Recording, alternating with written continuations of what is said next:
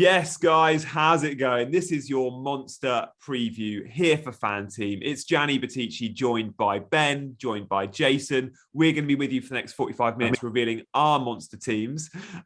Is Ben trying to put me off, Jace? And we're also going to be doing some hot topics and speaking about last week. So hot topics, we're going to be speaking about Villa defence, why we're all back in Villa defence versus a dreadful Spurs attack. We're going to be looking at Palace. We're all back in Palace with our teams, and we're all going without Wolves players, despite them being heavily backed by many and arguably having a good fixture. Sorry, Ben, versus Newcastle on paper. But look, let's start with last week, because this is all about money, this show, right? This is all about getting paid. And throughout the season, so far, most weeks, one of us or two of us have been getting paid. Last week, I didn't, but these two did. Look, if you pay the £10 game, it's £10 8p to enter. The prize pool's 42k. First prize scoops £4,200 off a tenner.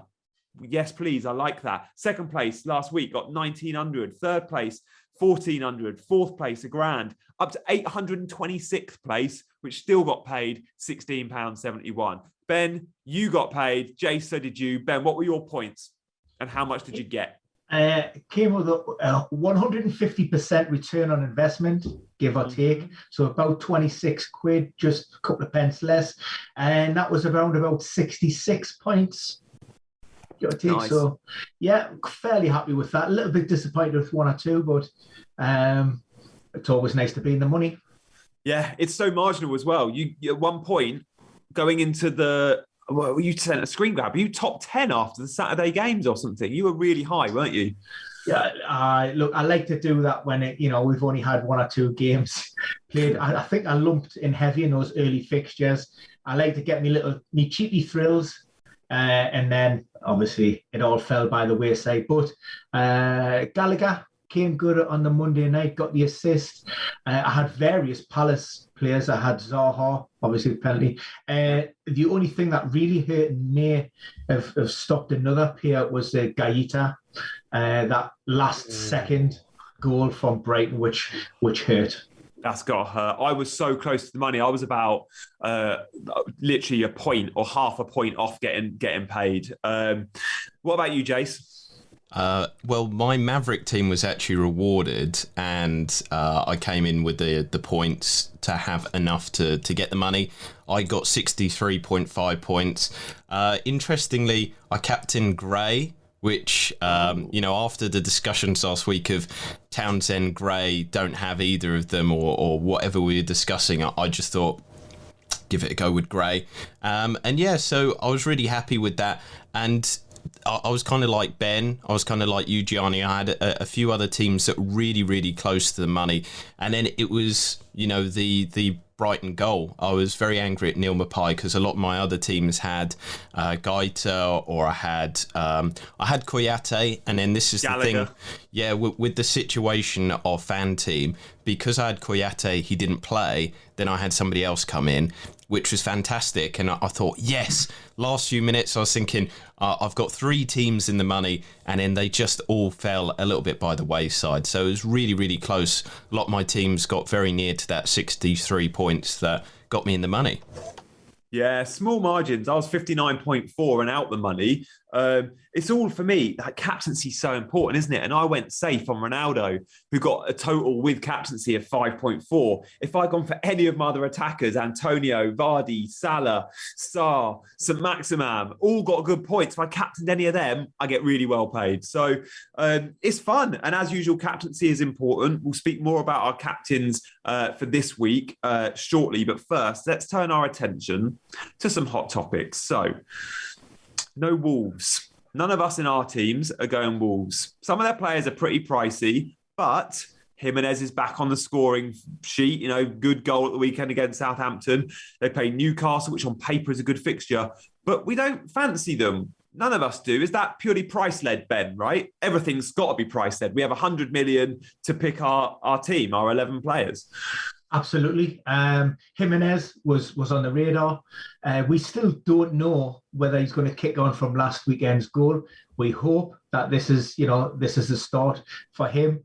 But even though I had money in the bank at his price point, I still look and think, well, actually Antonio offers better value.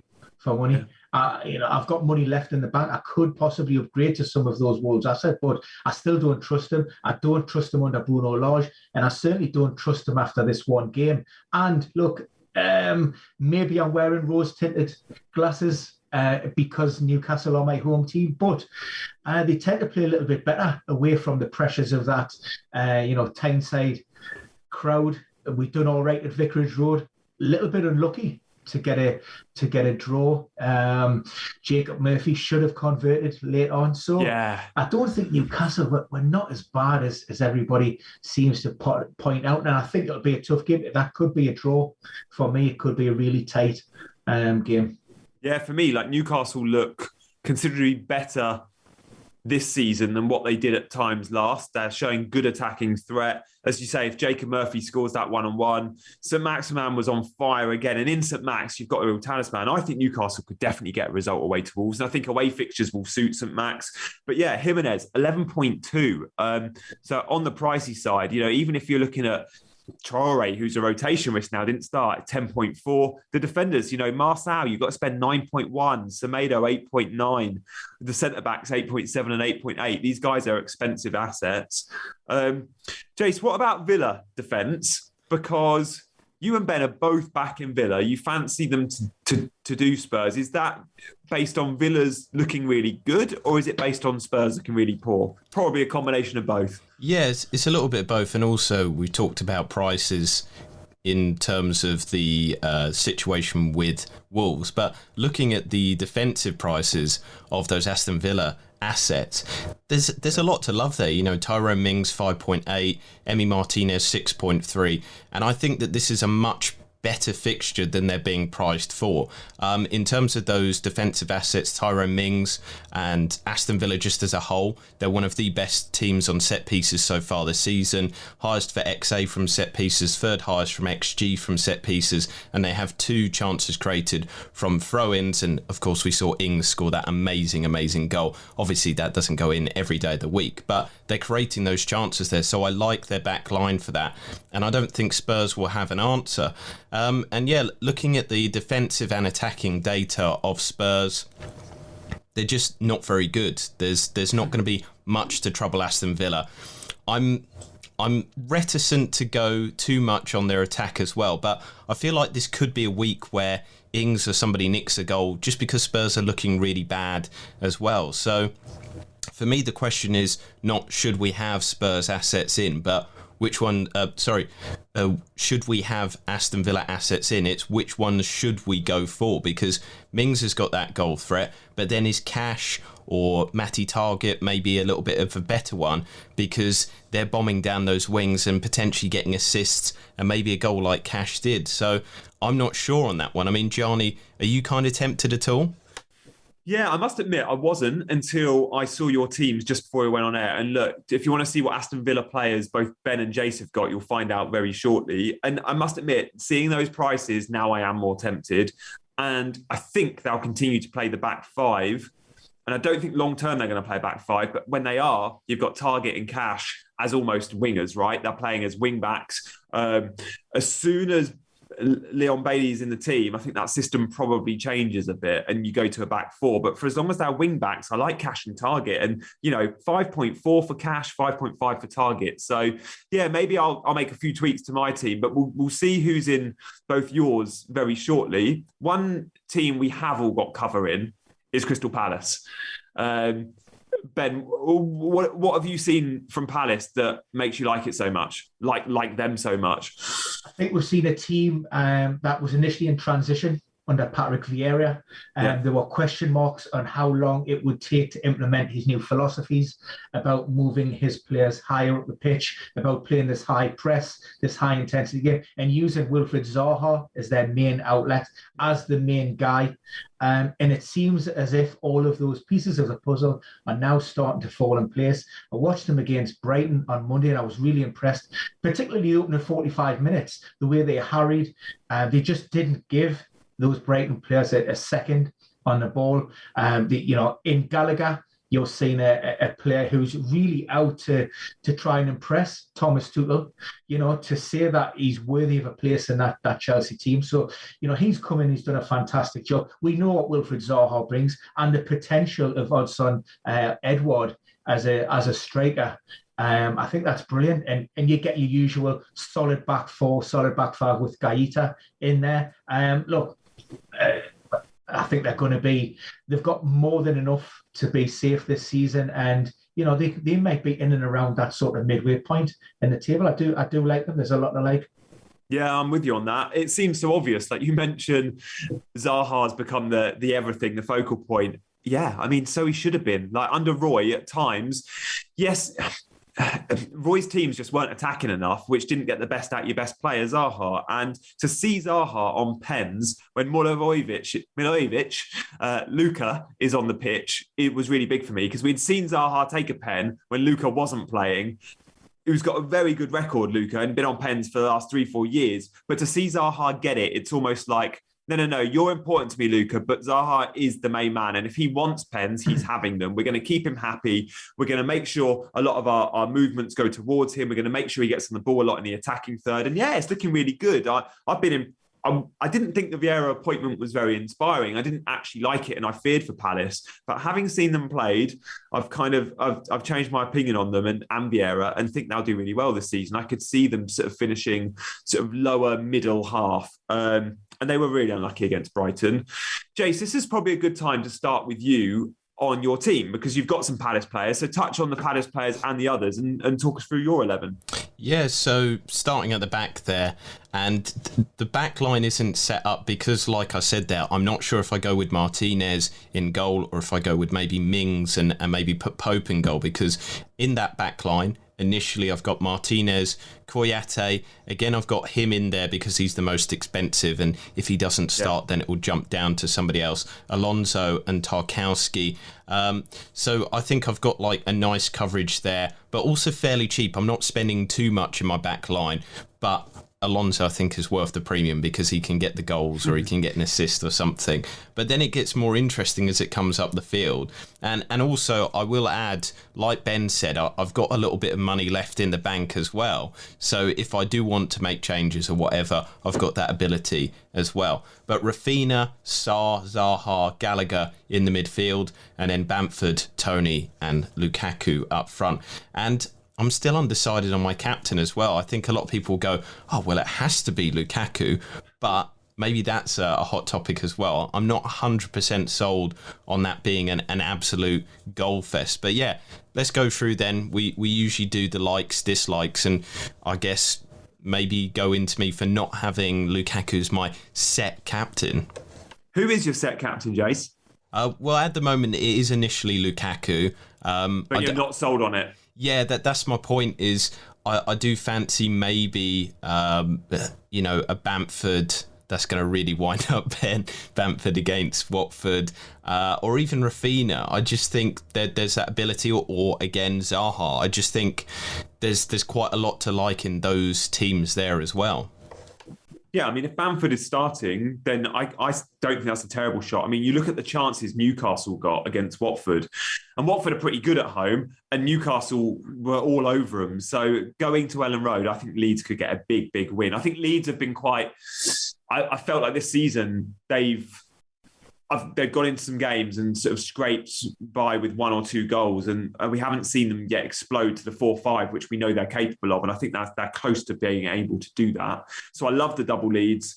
I think Sarr's incredible value. 7.4 for Sarr is if Watford are going to get points and you expect Leeds to concede still, I like that. And I like that you've gone big on Palace with a triple up. And because you've gone really differential with the likes of triple Palace and double Leeds, and even Toney, I think a very safe captain this week is a fairly good shout. I am looking at Lukaku, and I think if you've got a differential team, then a safe captain works. So I would be looking there, and I've got Alonso too.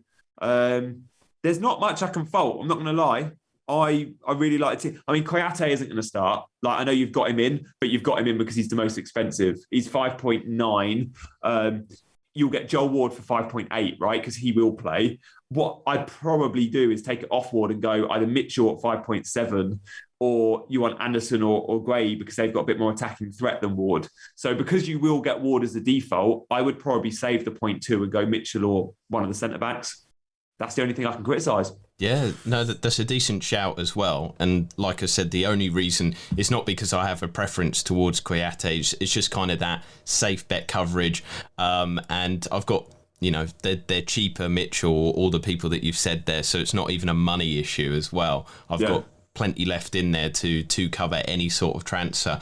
And yeah, just quickly then, Gianni, on your opinion on it, do you think I should get Mings instead of Tarkowski and then Pope in goal? Do you think that would be the more exciting kind of switch up there? No, purely because of save points, and we know Martinez is the save points king. And you're rewarded for save points more in FanTeam than you are in Fantasy Premier League. Every time he makes a save, you're clocking up points. So I'd go Martinez. And also, I feel like Tarkowski is probably a bit more of a goal threat than Mings. I don't know the numbers on that. But, I mean, Ben Mee's probably the best if you're looking at centre-backs for attacking returns over the years. But Tarkowski I always feel is fairly dangerous. Yeah, no, it's a tough decision. And I'm even tempted to, bring in Mings instead of Tarkowski. And double up. Yeah, but then that's the potential there of obviously getting a hit. So for people there, if Mings and Martinez get clean sheets, then Mings would get a -1 point because you're kind of punished for doubling up, and then if you do a treble up, then the next defender would get 2 points off, just to explain the points there. But yeah, Ben, what's your thoughts and feelings on the team? I think we've been spending too much time together. He's done well, hasn't he? This is a cracking team. Yeah, it's not too dissimilar to mine. Although, certainly with the teams, maybe his personnel has changed. I'm going to address the elephant in the room here. I'm going to single out Raphinha first and foremost, and he's a player that I've got. He's transcending Leeds form, although he may be carrying a little bit of a niggling hip issue. So there's question marks on whether he'll complete 90 minutes. And of course, in the FanTeam format, you do get those extra points for those completed 90 minutes. It's questionable whether that will happen. We've seen it both the last 2 game weeks, Raphinha coming off in and around that 70th minute mark. So that would be, I'm not saying it's a worry or a concern, but it's certainly something to be aware of. We know the form that he's been in. His strike rate, 50%, 3 goals in six games. He's in great form. But for me, at what point does anybody start talking about Leeds and just being, not very good? Certainly not the team of last season. Certainly haven't kicked on from what they produced in their first season. And also addressing the fact that Marcelo Bielsa keeps on coming back. The same, look, as an impartial, as a neutral, would I want to watch Leeds play football? Wholehearted, yes. All day, every day, love it.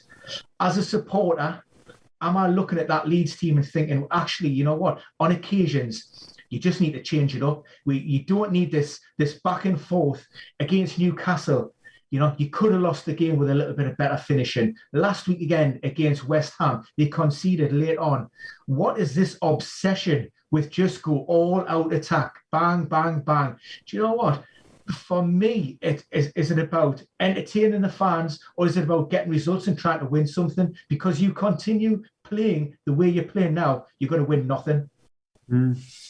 Yeah, fair. I mean, I felt like they were around the corner from a big win, but I get they haven't looked good. They haven't. But if Bamford is fit, do you think Bamford plays, Ben? I was surprised that Bamford wasn't involved in the matchday squad last weekend. 2 reasons as to why I believe that was the case. Looking at mechanism of injury and how that sort of ankle injury occurred, it didn't look to be severe. Days, preceding that led me to believe that very much was the case. Wasn't wearing any protective cast. Looked to have fairly reasonable mobility. So one, he was either held back from game week 6 as a precaution, and with one eye on coming this weekend, or Bamford did indeed return to the training pitches, and it's an issue that was aggravated or exacerbated in the build-up to that game, and of which case there would be question marks. But for me, if you were to ask, I'd have to go with what we know officially, and Bamford should be in and around that Leeds squad. Yeah. Okay, Jace, you've got a fairly good feedback there. Yeah. Ben, I think we should go to Ben for his. I'm ready to go to town on someone, and I couldn't on you, so I'm hoping I can on Ben. Well, where do we start? We go with the 3-4-3. Again, for those who haven't seen any of these videos before, FanTeam do favour that more attacking, offensive, lineup.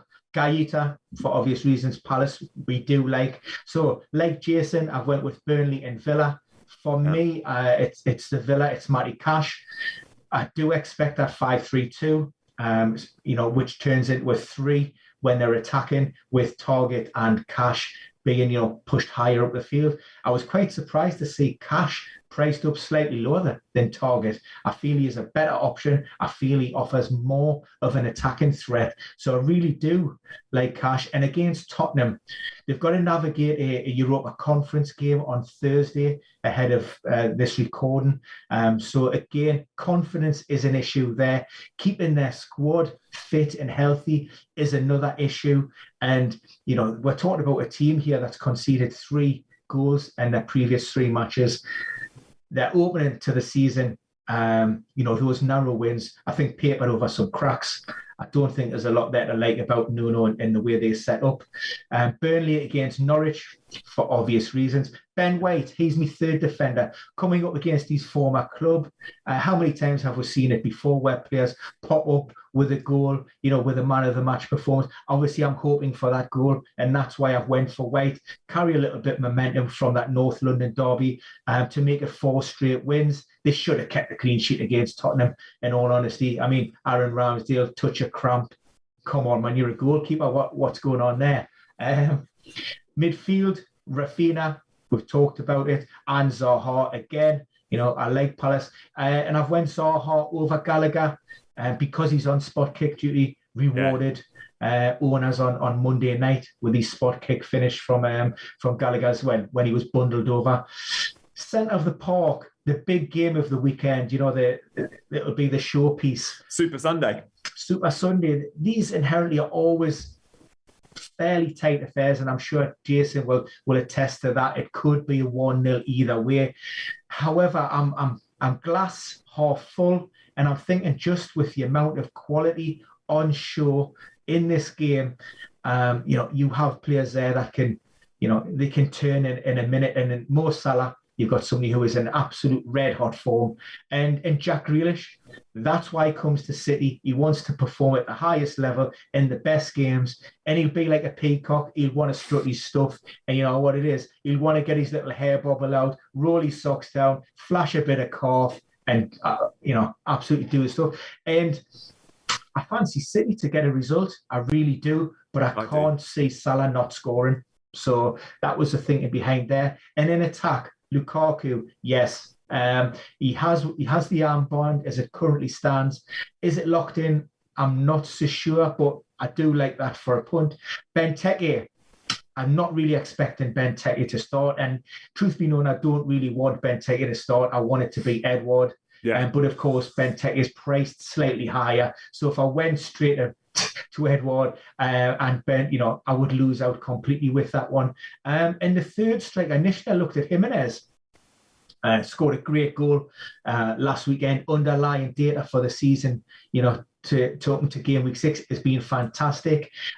We hope that that's his springboard to the old Raul Jimenez, but there's just too many unknowns and question marks with regards to him, Wolves, Bruno Lage, and one swallow does not make a summer.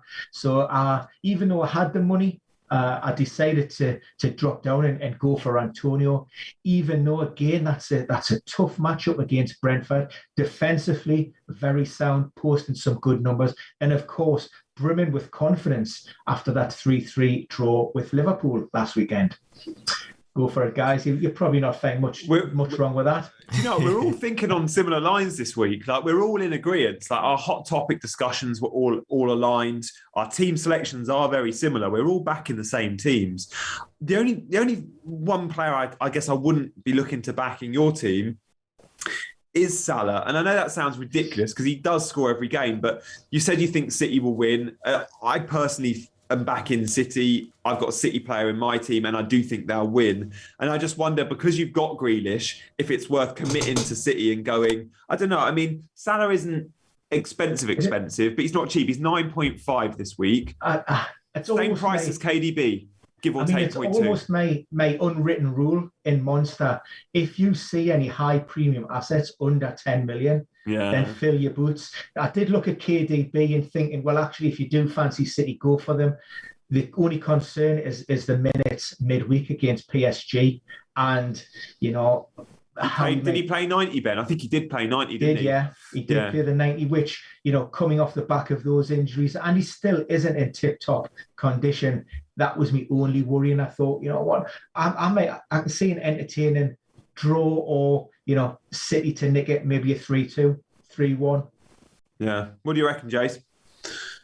It's a really tough decision, because my worries are with the Salah Grealish situation there.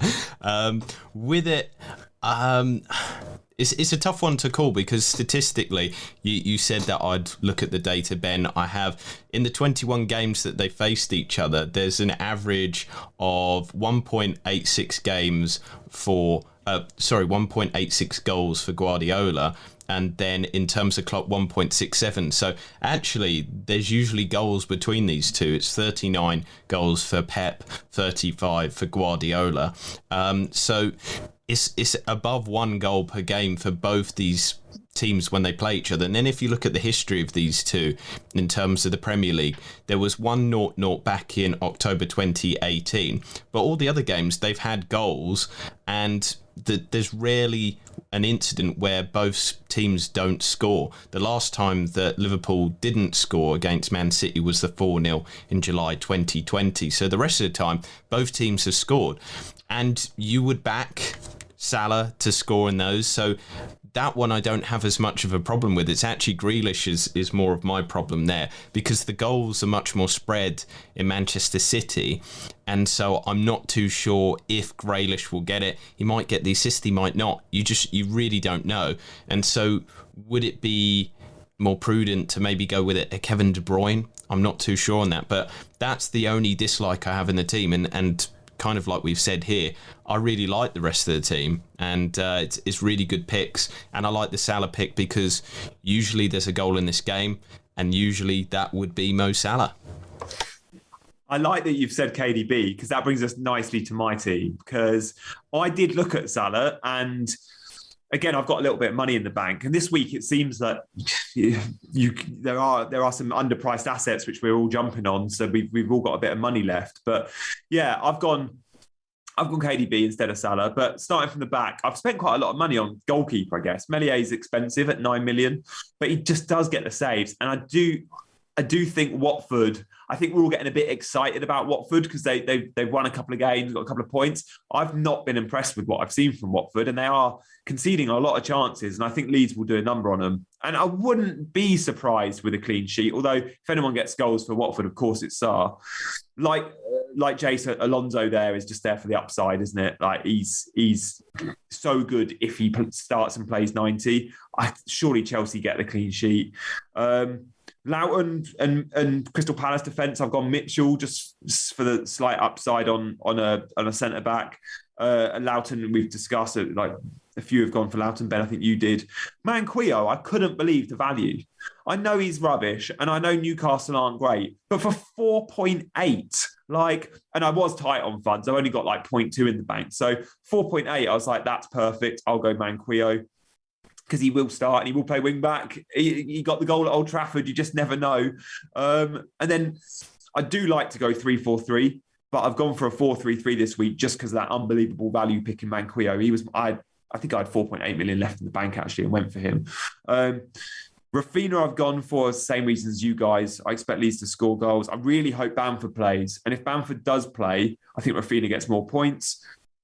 I would even consider bringing Bamford in up top instead of Antonio for 1 week only. De Bruyne is there. Saka, I just love Saka. And I think Arsenal are flying now. I think 3-3 for Arsenal.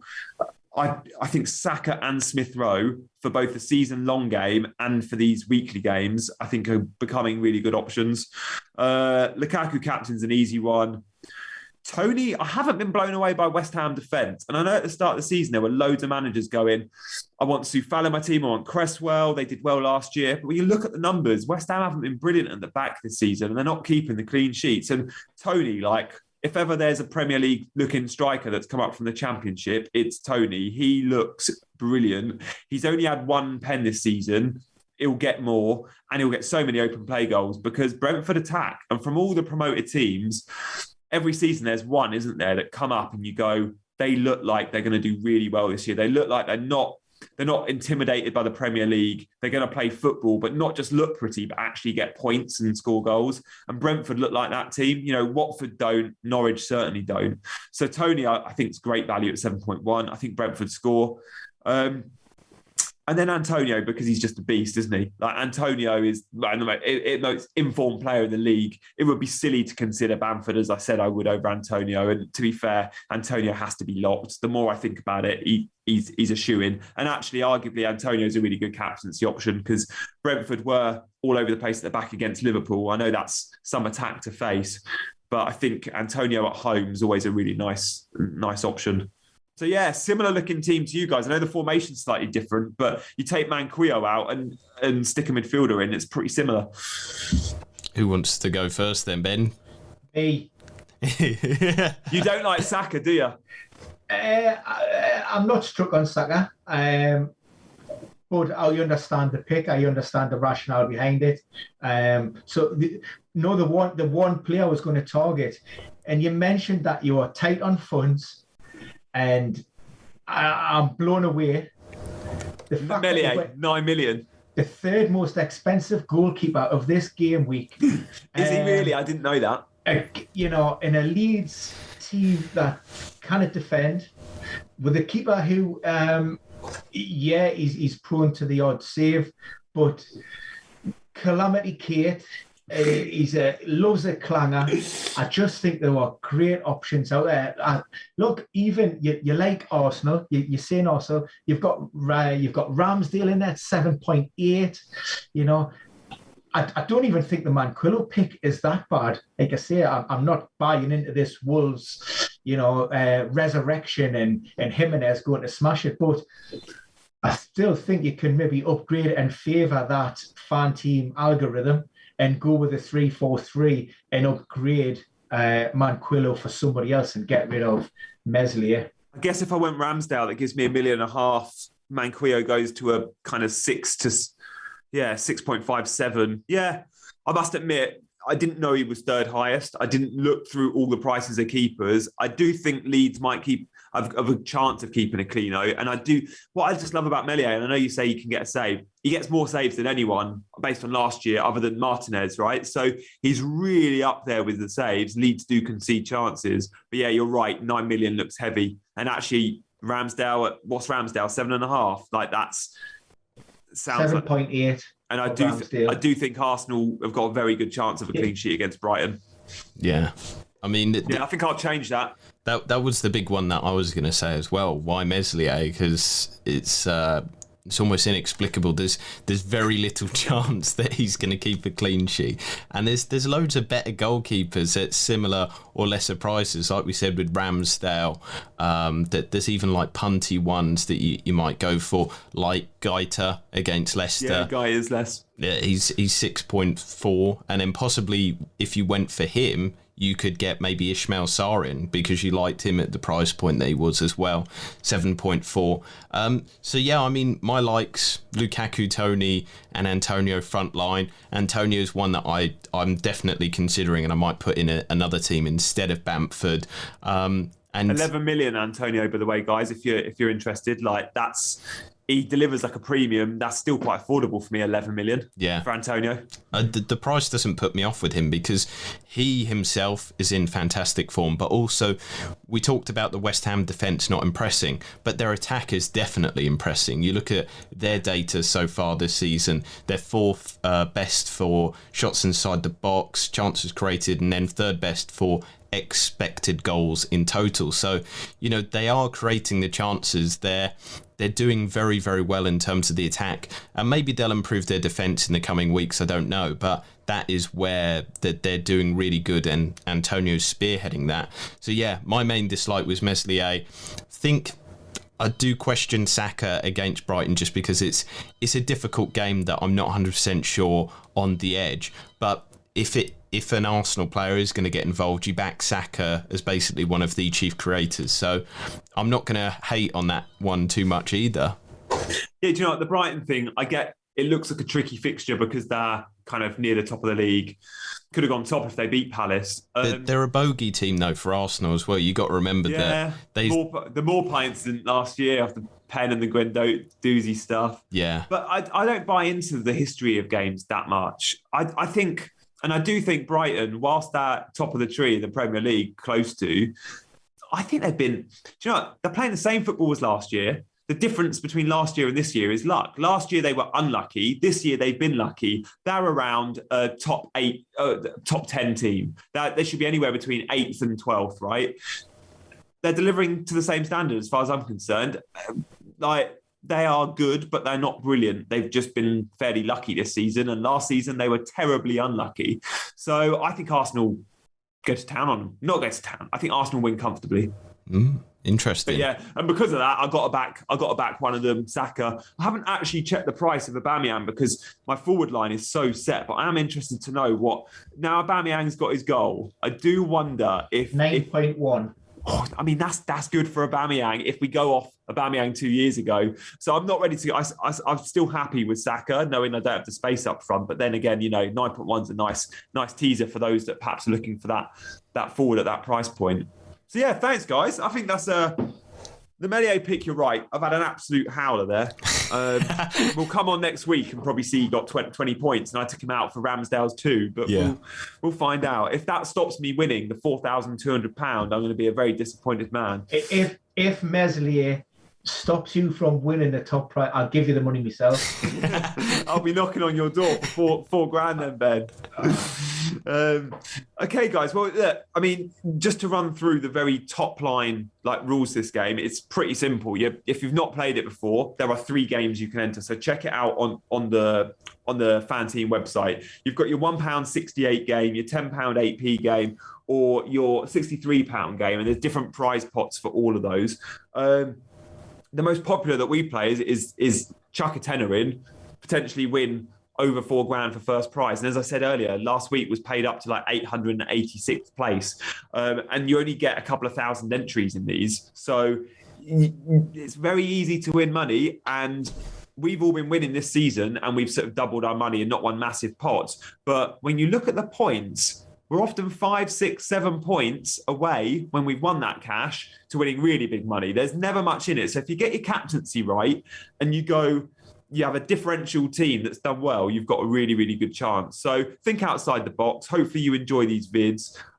Like and subscribe to the channel so you'll get one of these every week, and drop a comment in the below. Let us know your teams and we will comment back with a reply, a rating out of 10. So if you post your 11, we will give a rating out of 10. And if you put Meslier in, I can guarantee you'll get an extra bonus point from me and probably a -1 from these two. So look forward to chatting next week, guys. Thank you for your time. Have a good week, and we'll see you soon.